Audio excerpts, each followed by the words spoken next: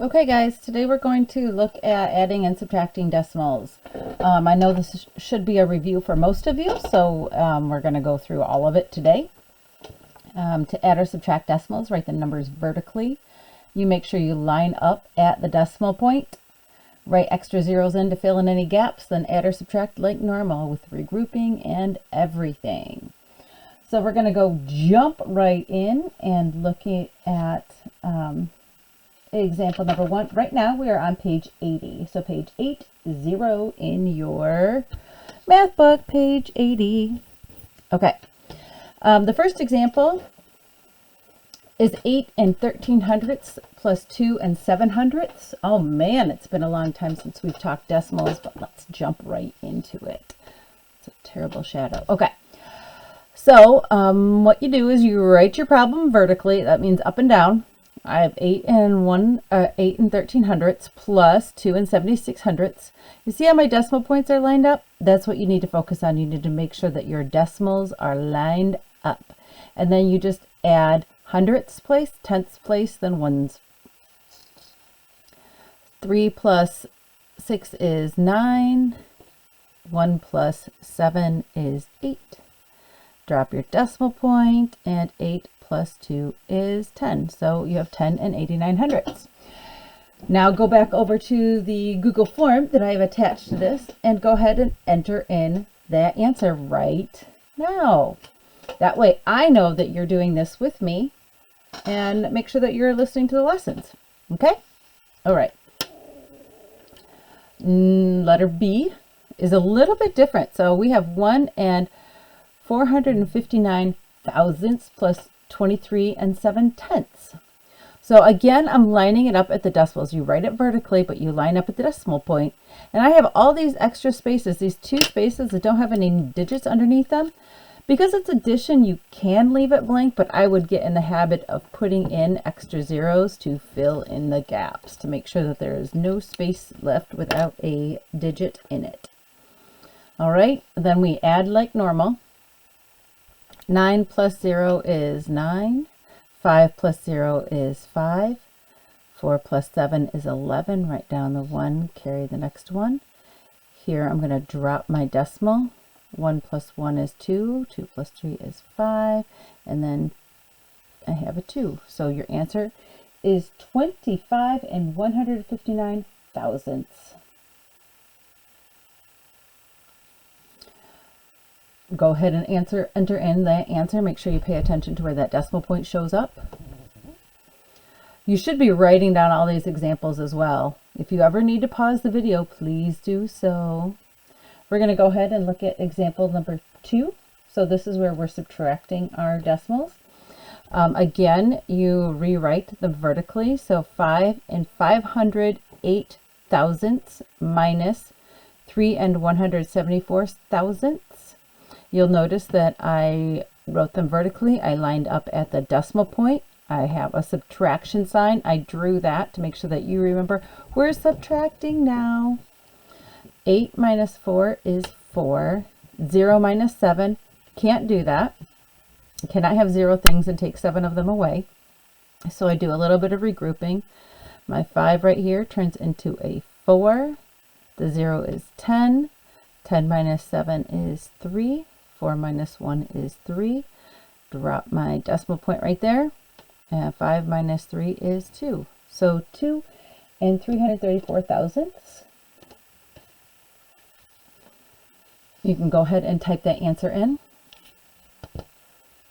Next, we have 21 and 9/10ths minus 1 and 605 thousandths.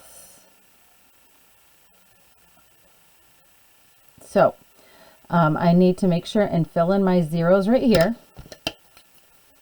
Fill in my extra zeros because I do actually have to do some subtracting here. But Miss Smith, you can't take 5 away from 0. I know. That means I've got to regroup across that extra 0. So this 9, this tenths place is the next place I have that I can borrow from. I can regroup from. So this 9 turns into an 8. This is a 10. I regroup from that 10. This turns into a 9, and this turns into a 10. Make sure you're regrouping well. 10 minus 5 is 5. 9 minus 0 is 9.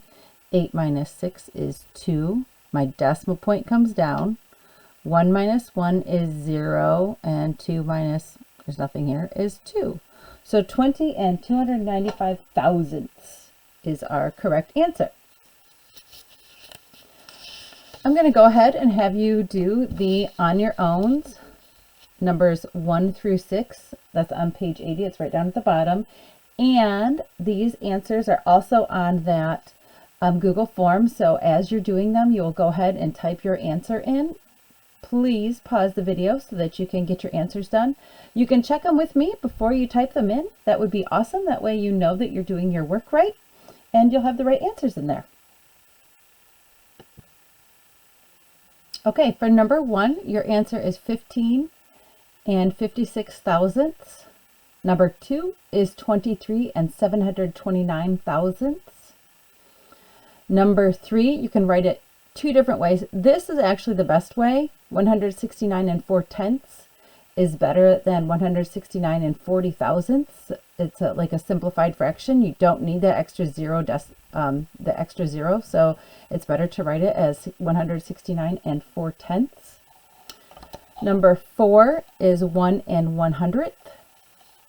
Number 5 and 6, I was going to go through with you just in case there's a lot of regrouping in here, and I wanted to make sure that you did these problems right.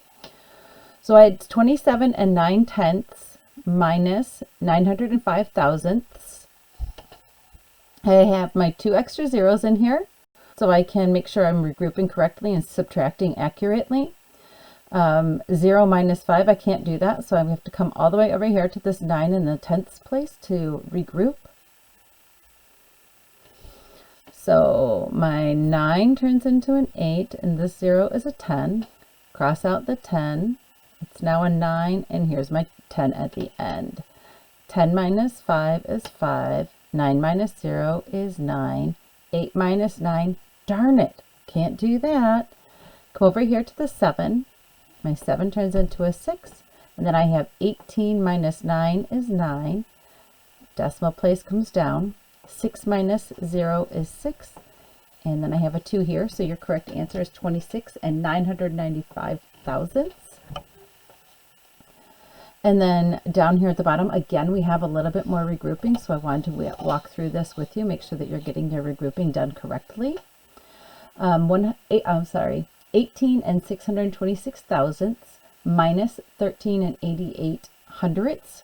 So I put on my 0 here to make sure that I'm lining up all my places correctly. 6 minus 0 is 6.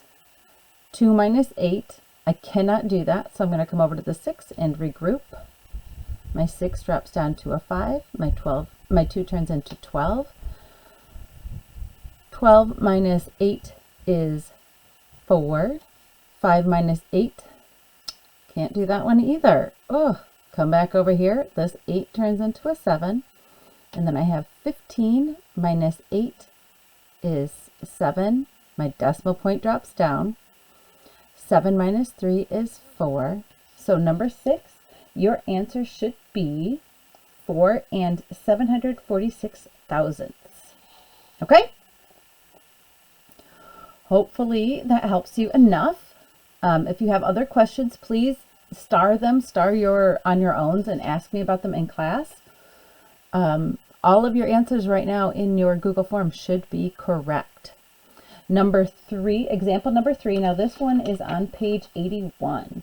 This is that real life application. Where are we going to use this in the real world? Right here when you're going to the cafeteria to get some chow.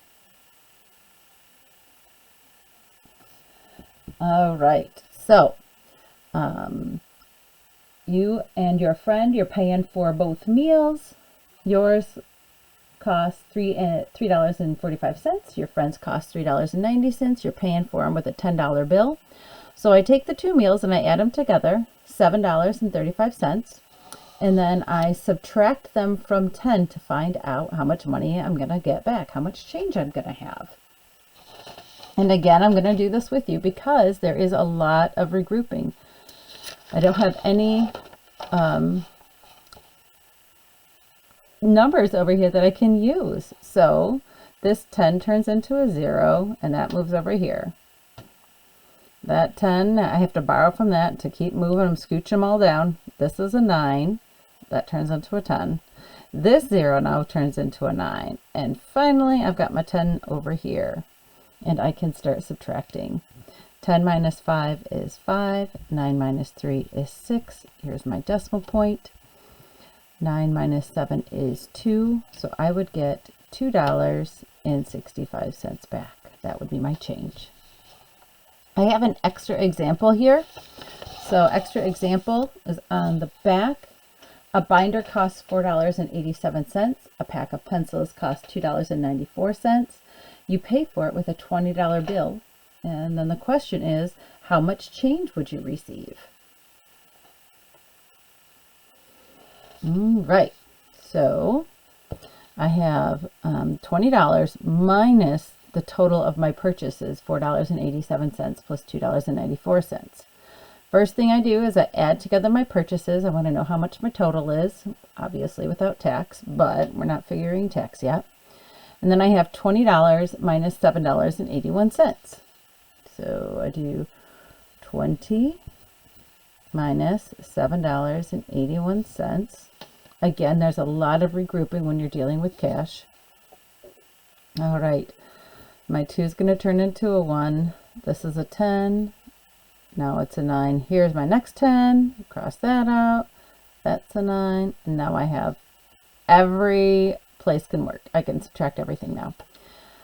10 minus 9, or 10 minus 1 is 9. 9 minus 8 is 1. There's my decimal point. 9 minus 7 is 2. And 1 minus 0 is 1. So my answer is $12.19, and that's how much money you will get back. You should be using your dollar sign when you write your answer in order for it to be correct. Then you have your on your own, number 7. Go ahead and pause your video. Okay, now that you've gotten your on your own done, hopefully, if you haven't, go ahead and pause it right now. All right, number 7, you're paying for meals. Man, you are generous. You're going to have to take me out for dinner sometime. All right, so you're paying for everybody's meal. Your meal costs $4.10, and your friend's meal costs $3.65. I don't even know where you could get a meal for $4.10 other than the cafeteria. All right, you're paying for it with a big $20 bill. Your change should be at $12.25. If you have more questions than that, please let me know.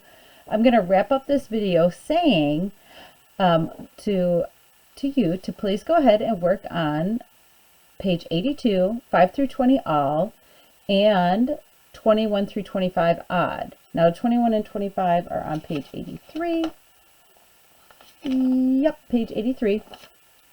Go ahead and get those done, and I will post your answer key shortly. See ya.